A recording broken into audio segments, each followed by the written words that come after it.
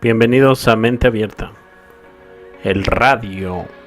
Tenemos productos desde condones para hombre, agua potable de radio, caramelos de radio, fertilizantes de radio para rápido crecimiento, cigarrillos de tabaco de radio, cerillas de radio, ropa de radio, y de repente se convierte en una sustancia muy peligrosa. Justo cuando alcanza un pico de producción industrial muy alto y todo el mundo está parado sobre él. Anuncios franceses, italianos, estadounidenses, etc. Una nueva luz. Corporación de Radio de los Estados Unidos, Nueva York. Brilla en la oscuridad.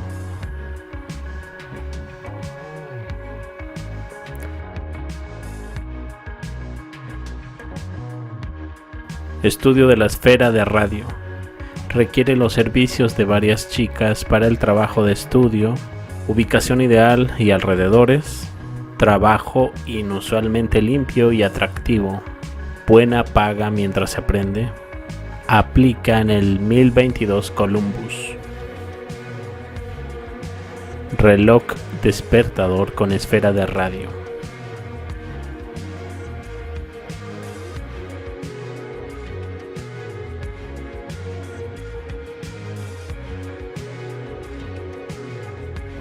El radio y el secreto de la vida.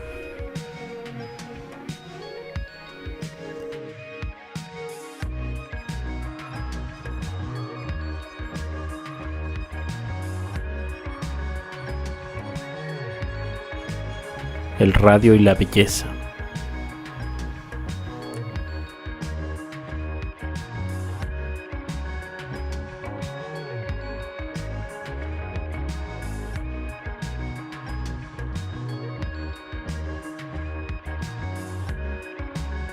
Fuerza del hierro, radión, energía del radio.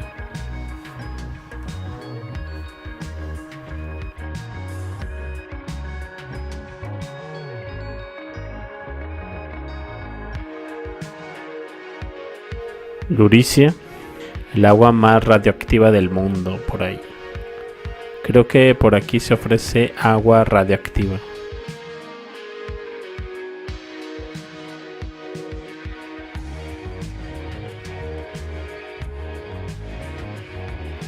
Jabón To-Radia con torio y bálsamo peruano.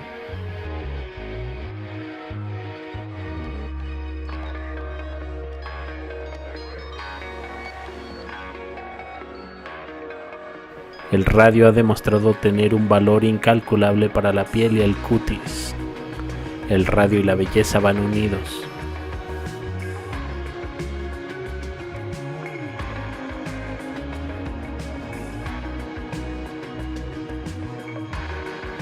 Precauciones estándar de radio. Raditor contiene agua radiactiva certificada en calentador de triple destilación. Empresa química de radio.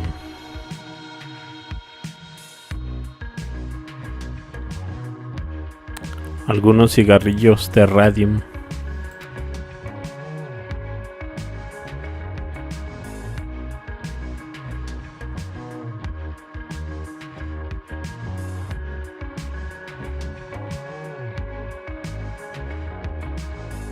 Crema radioactiva.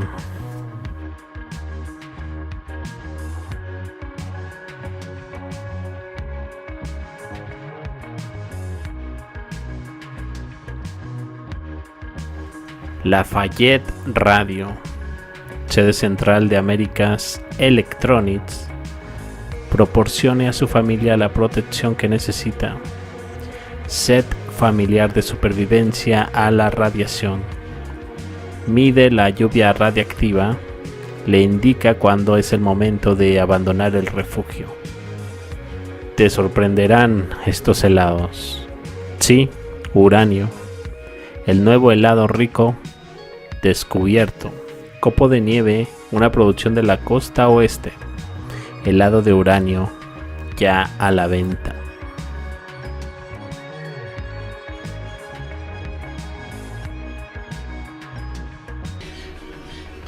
Bueno, aquí esta imagen.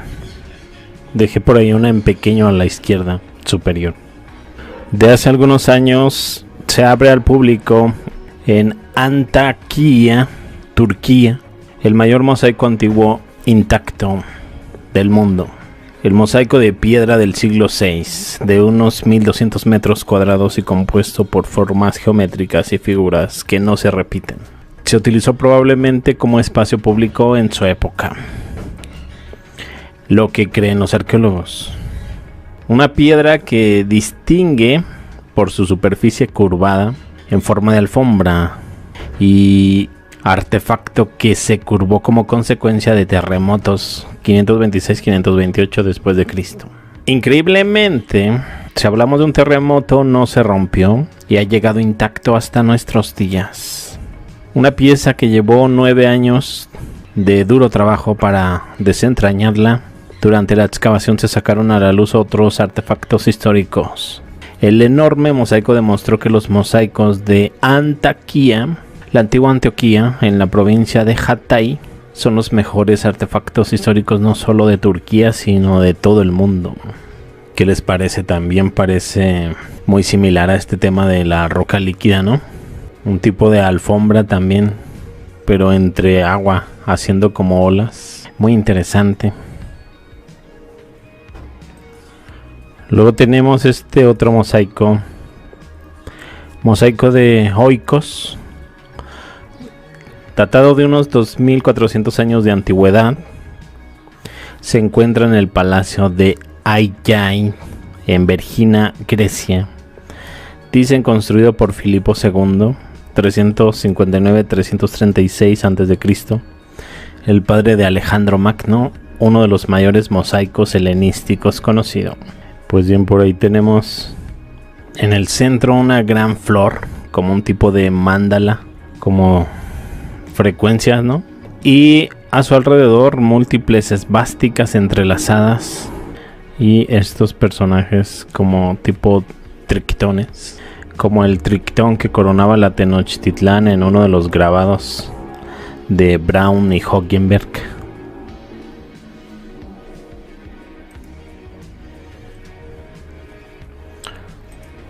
Este siguiente mosaico del mito de Pasífae, Dédalo e Ícaro, descubierto en Ceukma, Turquía, 2017. Nuevamente el uso de esvásticas y como en forma 3D, ¿no? De hecho también está el símbolo de el nudo de Salomón.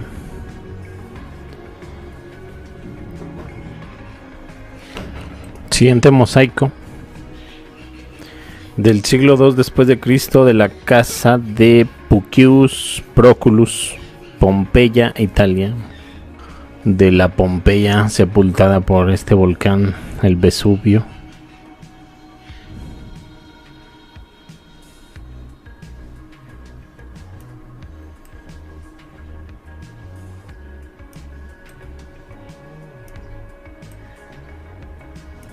Aparición de figuras míticas como estos centauros.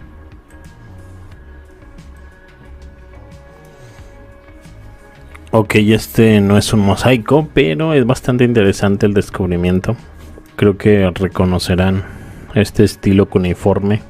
Parte de la sala del trono del palacio asirio, datado del 9 a 8 a.C.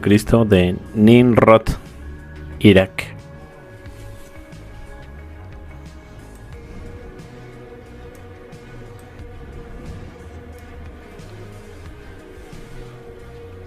A ver si algún día nos muestran la traducción. Será interesante qué es lo que dejaron inscrito.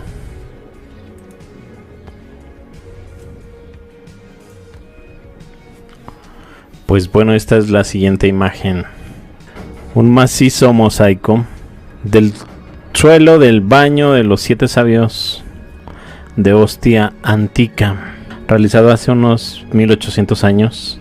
Representa una elaborada escena de caza en blanco y negro, de cacería.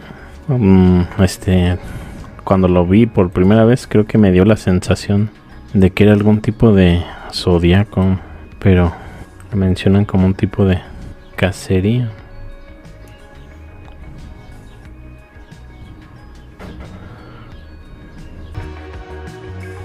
Quiero que observen conmigo estas interesantes imágenes de dólmenes muy sofisticados al norte del Cáucaso. Un dolmen, que en bretón, una lengua céltica insular, quiere decir mesa grande de piedra. Es una construcción megalítica consistente, generalmente en varias losas. Ortostato, que es un bloque o losa vertical. Los ortostatos forman parcial o totalmente las paredes del monumento funerario megalítico y soportan las losas de la cobertera. Lo importante sería cuál era su función. Hay una atribuida y suele ser la de sepulcro colectivo. También se cree que es una forma de reclamar territorio, reforzar una identidad grupal. Hay modelos sencillos de dólmenes consistentes en 2 o más piedras verticales y encima una horizontal. Un ejercicio de destreza constructiva monumental sin par. Generalmente se acompaña de otras piedras de grandes dimensiones en los alrededores. Cuando al dolmen se le añade un pasillo conectando al exterior, se le llama tumba de corredor, a la manera de avenida para desfilar el cotejo funerario. Pero creo que en estos dólmenes al norte del Cáucaso estamos viendo unas cuantas cosas interesantes fuera de la narrativa, como estos círculos. ¿Cómo es que fueron perforados? Por ejemplo, este tapón, ¿quién pudo levantarlo? ¿Y por qué hacer uno? ¿Encerraban algo ahí dentro? ¿Podría ser esto una especie de prisión o depósito de algún tipo para almacenar granos, alimentos, algún cultivo, etcétera? O quizás para mantenerse a salvo del exterior, algún depredador. Mantenerte aislado, un escudo. Noten cómo incluso estos dólmenes son más sofisticados. Esos bloques parecen mejor trabajados. Sería interesante averiguar cómo lograban esos huecos, esas perforaciones o algo por el estilo en rocas tan duras.